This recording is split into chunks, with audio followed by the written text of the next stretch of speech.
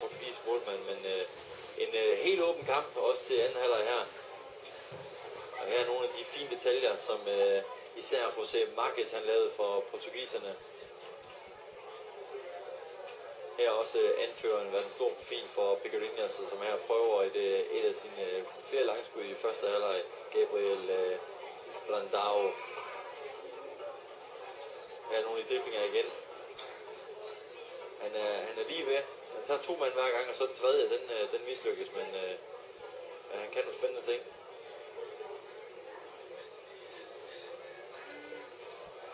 Og mens vi ser lidt highlights her, så tager vi lige en kort pause, og vi er tilbage med anden halvleg inden for 5 minutter.